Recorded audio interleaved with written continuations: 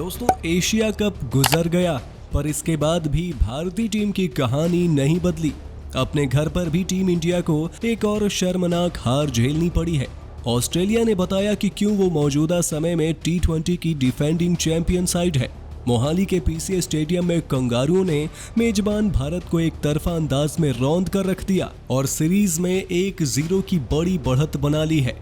तो आखिर कैसे पहले मुकाबले में ऑस्ट्रेलिया ने थमा दी भारत को एक करारी हार और किया शर्मसार, जानने के लिए देखिए हमारा ये रिपोर्ट।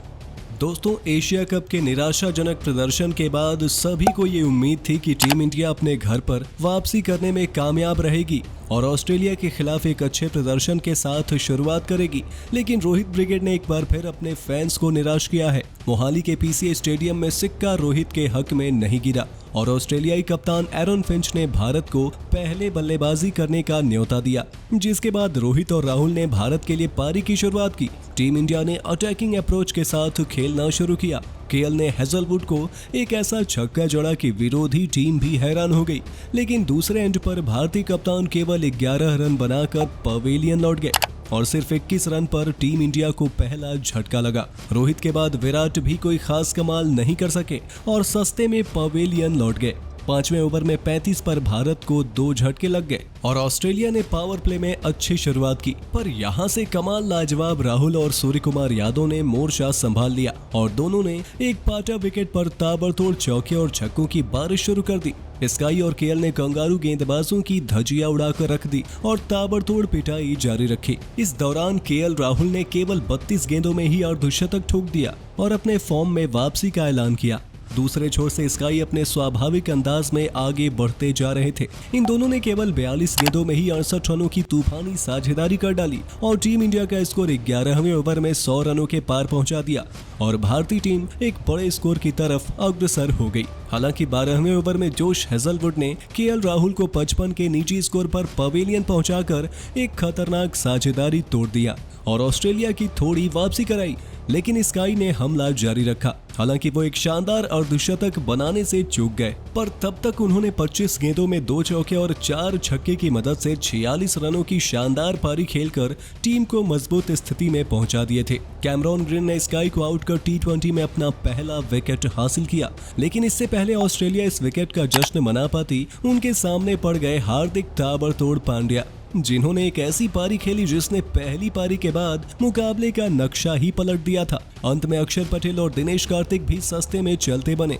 लेकिन कुंफू पांड्या ने आखिरी के 5 ओवर में गेंदबाजों की अच्छी खासी धुलाई की। भारत के स्टार ऑलराउंडर ने 30 गेंदों में 7 चौके और 5 गगनचुंबी छक्के की मदद से 71 रनों की धुआंधार पारी खेल दी, जिसके चलते टीम इंडिया 20 ओवर में 6 विकेट पर 208 रनों के पहाड़ जैसे स्कोर तक पहुंचने में कामयाब रही। वैसे तो 209 का लक्ष्य हासिल करना किसी भी टीम के लिए आसान नहीं होता है, लेकिन ऑस्ट्रेलिया ने इस लक्ष्य को बिल्कुल ही बौना साबित कर दिया। उनके कप्तान ने भुवनेश्वर कुमार की पहली गेंद को ही स्टैंड में पहुंचाकर बता दिया था कि ऑस्ट्रेलिया की टीम इस रन चेस के लिए तैयार है। दूसरे ओवर में बारी डेब्यूटेंट कैमरॉन ग्रीन की थी, जिन्होंने उमेश यादव को रिमांड पर लेते हुए उनके ओवर में लगातार 4 चौके जड़ दिए, जिसके बाद पूरा दबाव भारतीय टीम पर दिखाई देने लगा। हालांकि अक्षर पटेल ने चौथे ओवर में फिंच को बोल्ड कर एक कामयाबी जरूर दिलाई, लेकिन ग्रीन तो कुछ और ही ठान कर आए थे और यहाँ उन्हें अनुभवी स्टीव स्मिथ का बखूबी साथ मिला। एक तरफ ग्रीन बेखौफ होकर भारतीय गेंदबाजों की कुटाई जारी रखे हुए थे,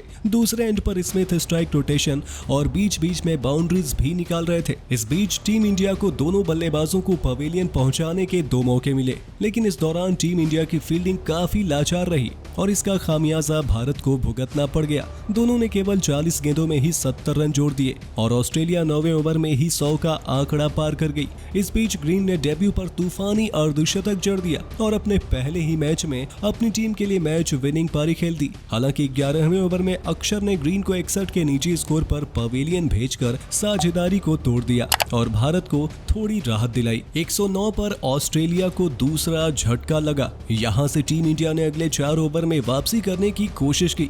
इस दौरान 12 11वें ओवर में उमेश यादव ने पहले स्टीव स्मिथ और फिर ग्लेन मैक्सवेल को एक के बाद एक आउट कर मुकाबले में रोमांच पैदा कर दिया। 123 पर ऑस्ट्रेलिया के 4 खिलाड़ी पवेलियन लौट गए और यहाँ से ऐसा लगा कि भारतीय टीम मुकाबले में अपना शिकंजा कस लेगी। 10 गेंदों में 17 रन बनाकर जोश इंग्लिश भी अक्सर के शिकार बन गए और 145 पर आधी ऑस्ट्रेलिया की टीम पवेलियन लौट गई। यहाँ से 35 गेंदों में ऑस्ट्रेलिया को जीतने के लिए अभी भी 64 रनों की दरकार थी, जबकि टीम इंडिया को मुकाबला अपने पाले में करने के लिए केवल 1 विकेट चाहिए था।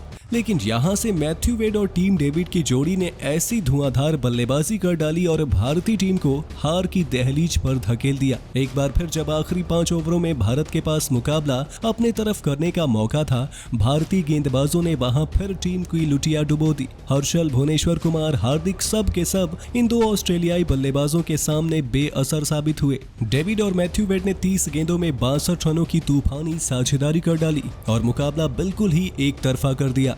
जहां मैथ्यू वेड ने 21 गेंदों में 6 चौके और 2 छक्के की मदद से 45 रन जड़े, वहीं टीम डेविड ने 14 गेंदों में 18 रनों की बहुमूल्य पारी खेली। भुवनेश्वर के लिए एक बार फिर 19वां ओवर उनके गले का नासूर बन गया और इससे पहले कि मैच आखिरी ओवर में जाता, टीम इंडिया मुकाबला हार चुकी थी। आखिरी ओवर में जीतने के लिए सिर्फ 2 रन रह गए थे और चहल ने आखिरी ओवर में टीम डेविड का विकेट निकाला, पर तब तक काफी देर हो चुकी थी।